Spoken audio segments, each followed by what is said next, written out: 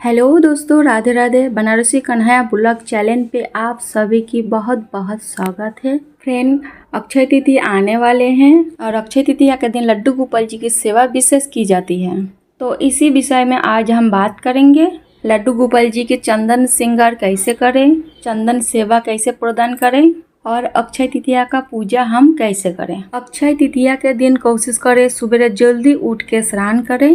पहले स्नान आदि कर लें, उसके बाद लड्डू गोपाल जी को जगा के उनको भी स्नान कराना है। स्नान कराने के लिए तांबे का, पीतल का, स्टील का कोई भी पात्र ले ले। हम स्टील का थाली लिए हैं, उसके ऊपर हम फूल का आसन दे देंगे और मेरे छोटी सी लड्डू गोपाल जी का स्नान कराएंगे। अक्षय तृतीया के दिन लड्डू गोपाल जी के लिए बहुत विशेष होते हैं, तो बहुत ही प्रेम पूर्वक लड्डू गोपाल जी को स्नान कराए। इस दिन बांके बिहारी की चरणों का दर्शन की जाती है, चंदन सेवा प्रदान किया जाते हैं। मैं देखिए लड्डू गोपाल जी को यहाँ पे हम स्नान करा दिए हैं और ये जो जल है ये पौधों में या तुलसी में डाल सकते हैं। स्नान करने के बाद हम लड्डू गोपाल जी को अच्छे से पोंछ लेंगे।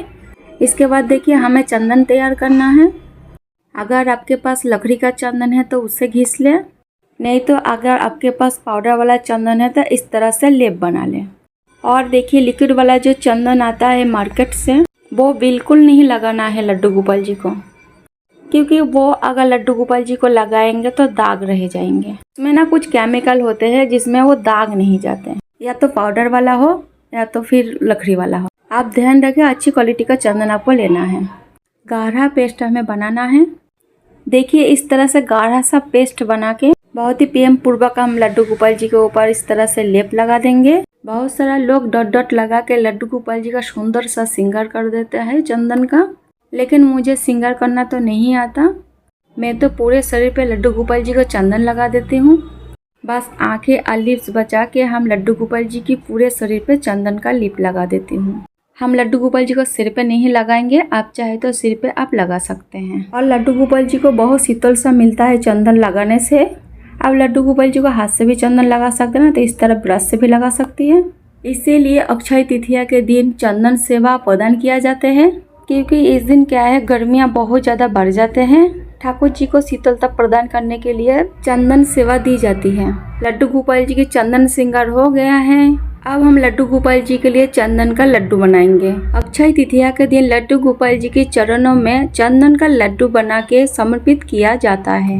बांके बिहारी की लड्डू गोपाल जी की चरणों का दर्शन किया जाता है इस दिन। और जो चंदन का लड्डू है ना, ये समर्पित करना बहुत ही शुभ माना जाता है। और जो पाउडर वाला चंदन है ना, इसको थोड़ा सा जल मिला के उसको घोल ले और इस तरह लड्डू बना ले। तो देखिए लड्डू गोपाल जी का चंदन शुभ किया है। अब लड्डू गोपाल जी को हम सुंदर सा श्रृंगार कर देंगे। अक्षय तृतीया के दिन बिना मुहूर्त देखे आप कोई भी शुभ कार्य कर सकते हैं। साथ ही इस दिन सोना, चांदी और कोई भी नया सामान खरीदने की खास महत्व तो बताया गया है शास्त्रों में। तो देखिए मेरे लड्डू गोपाल जी तैयार हो गया है। मेरा लड्डू गोपाल जी का श्रृंगार कैसे लग रहा है कमेंट में जरूर बताइए। आप मंदिर के सामने भी पूजा कर सकते हैं और नहीं तो आप अलग जगह पे चौकी लगा के भी पूजा कर सकते हैं। उसके बाद हमें मंदिर के सामने एक मिट्टी का घड़ा भर के रखना है। इस मिट्टी का घड़े को हमें दान करना होता है। अक्षय तृतीया के दिन मिट्टी का घड़ा दान करना बहुत अधिक महत्व होता है, तो मिट्टी का घड़ा आप जल से भर के जरूर दान करें। तो देखिए घड़ा मैंने भर के रख लिए हैं। अब हम गेहूँ रखेंगे। वैसे तो घड़े के नीचे गेहूँ रखा जाता है, नहीं यहाँ पे कटोरी पे रख दिया ताकि दान करने में आसानी रहे। घड़े के ऊपर कोई भी हम फल रख देंगे। इसके बाद इसके ऊपर हम स्वस्तिक बना लेंगे। अब मैंने लड्डू गोपाल जी के लिए आसन लगा लिए हैं। उस पे पीले रंग का वस्त्र बिछा के लड्डू गोपाल जी के लिए आसन लगा ले। उस पे लड्डू गोपाल जी को विराजमान कर देंगे।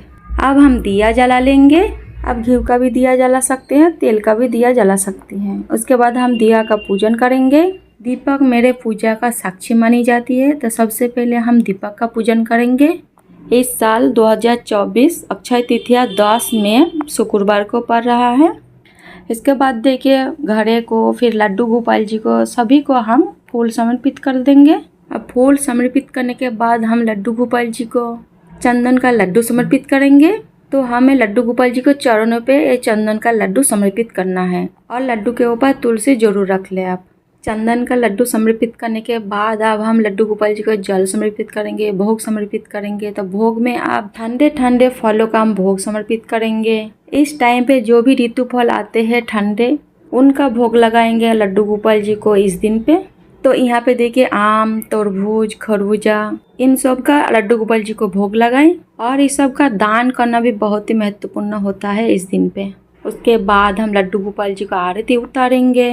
यहाँ पे हम बहुत प्रेम पूर्वक आरती करेंगे। आरती करने के बाद हाथ जोड़कर पूजा में रही कमी के लिए क्षमा याचना करेंगे और अपना मनोकामना पूर्ति के लिए प्रार्थना करेंगे। इससे हमारे पूजा पूर्ण हो जाएगी। पूजा के बाद लड्डू गोपाल जी की चंदन का लेप जब सूख जाएगा ना, उसके बाद आप लड्डू गोपाल जी को स्नान करा सकते हैं। और देखिए जल का भरा हुआ घड़ा जो हम लिए और उसके ऊपर जो फल रखे हैं, गेहूँ, दक्षिणा और जो चीनी रखी है, ये सब हमें दान कर देने हैं। आप किसी गरीब को दान में दे सकती है या मंदिर का पुजारी को भी आप दान में दे सकते हैं। और जो फल हम लड्डू गोपाल जी को भोग समर्पित किए हैं, घर के सभी को प्रसाद स्वरूप आप बांट सकते हैं। इस तरह से हमें पूजा करनी है। तो देखिए अक्षय तृतीया के दिन किया हुआ दान हमेशा अक्षत रहता है, उसका पुण्य फल कभी समाप्त नहीं होता, उसका पीढ़ी दर पीढ़ी तक हमें पुण्य फल प्राप्त होता है। इसीलिए अक्षय तृतीया के दिन अन्न और जल का दान किया जाता है, ताकि हमें अन्न जल का कभी कमी महसूस ना हो, कभी भी अन्न जल का कमी सहन न करनी पड़े। इसीलिए आप भी चाहे ज़्यादा नहीं हो सके तो थोड़ा ही दान करें। जल का भरा हुआ घड़ा और अन्न का इस दिन आप जरूर दान करें। तो फ्रेंड्स, अक्षय तृतीया के दिन आप इस तरह से बहुत सरल तरीके से आप पूजा कर सकती हैं। राधे राधे।